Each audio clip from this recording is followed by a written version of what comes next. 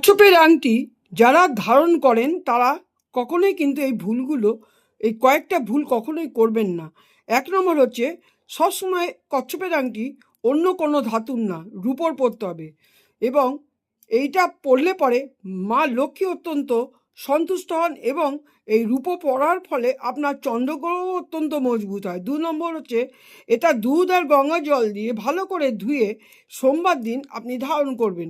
যদি ধারণ করতে পারেন এভাবে, তাহলে আপনার ধন সম্পদ অর্থ এই কচ্ছপের আংটি বা এই আংটি পরার ফলে অনেক শুভ লাভ আপনার জীবনে অত্যন্ত ঘটে। এবং নিজের কচ্ছপের আংটিটা যখন পরবেন, মুখটা যেন সবসময় আপনার দেহের ভিতরের দিকে অবশ্যই থাকে, মানে নিজের দিকে থাকে, আর ল্যাজটা থাকবে বাইরের দিকে।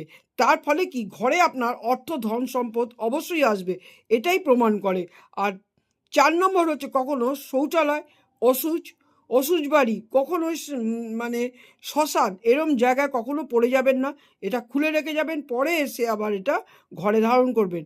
এই হচ্ছে, এই কচ্ছপের আংটি অত্যন্ত মানুষকে ধনবান বানাতে পারে, যদি সঠিকভাবে ধারণ করতে পারে, ধনবান বানাতে পারে। এবং অনেক কিছু নিয়ম মেনে চললে এটা ঘরের পক্ষে মা লক্ষ্মী অত্যন্ত হয়। আর শিব মন্ত্রটা সবসময় জপ করবেন, মানে এই মন্ত্র জপ করে এটাকে ধারণ করবেন। জপ করে দুধ গঙ্গা জল দিয়ে ১০৮ বার মন্ত্রটা বলে কিন্তু এই আংটিটা আপনি ধারণ করবেন।